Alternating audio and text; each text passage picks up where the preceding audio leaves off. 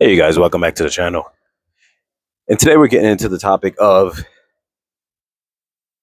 30 is the new 20 and how that's affected what it looks like being a man at 22 versus what it used to be, or, in the younger age, whatever the age is. I'm specifically saying 22 because my parents had my older brother at 22.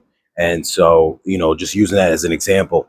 So that how that dynamic is. So I know that this gets spoken about a lot about the whole the age, 20s, I'm sorry, 30s the new 20, 40s the new 30, which I think sounds ridiculous. And I think that people do this. Don't mind, I'm a little under the weather. We're filming right now in Brazil. I think people do this because it's a way of extending their youth, feeling like I can dodge responsibility for the first 20 from age 20 all the way to 30, and that's just playtime.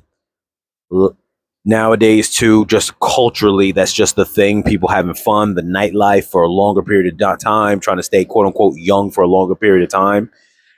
And it definitely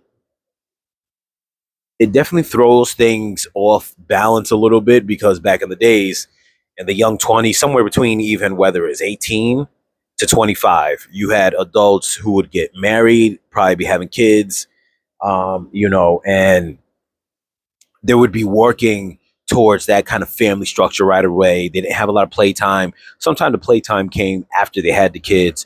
You had a little bit more of a family structure, a village to raise the children type of thing going on. So you would have like cousins, say if the cousins of the two people, if they were in their 20s, their cousins and relatives would watch their kid, who would have been maybe somewhere between like 1 and 5 years old, go watch the kid. They get to, so those young kids get to spend time with their cousins, getting to know them. The adults get a chance to go and have fun, but while they're still building. So it was almost like multitasking, and it put them in a better range to say, I can retire early, live that more carefree life later, retire on time. In addition, they just took care of more responsibilities at the time, as opposed to when you look at the age of 20 in the 20s now, young 20s, generations now are almost like kids. And I'm just pointing out the difference. I'm not knocking necessarily to say whether something's bad or good, but just nowadays, someone in their 20s doesn't carry the same responsibilities as somebody did in their 20s, say 40, 50, 60 years ago. So it's definitely different.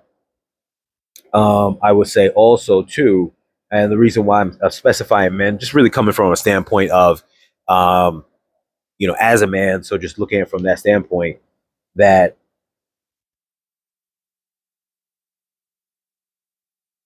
this is also why for men, a certain type of guy, the player type of guy, can actually extend being that way in this new party era, party culture, night culture type of era that we're in, because since it's accepted to be more carefree up to your 30, maybe even mid 30s, what happens is it's not unappealing for a person to not have their life put together by the age of 30. That's not considered unappealing anymore, where back in the days, if you were, say, 25 and you weren't in this kind of steady working, steady kind of trying to be a grown up, trying to be, this responsible figure, it was considered unappealing, and women wouldn't be into you if that was the case.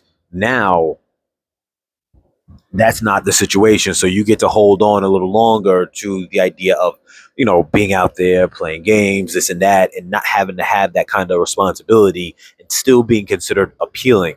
So what's funny also is that the change of the 30 being the new 20 has extended player culture or party culture, or that archetype of man longer, when it comes to them sustaining, in terms of getting by, in terms of people, being like attracting opposite sex or whatever the case is.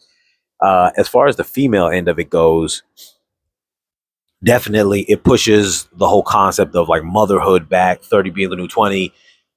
What's interesting about that and what's kind of false about that is that the biological age of the time you're supposed to be doing things, especially for a woman, is doesn't change even though 30 is the new 20.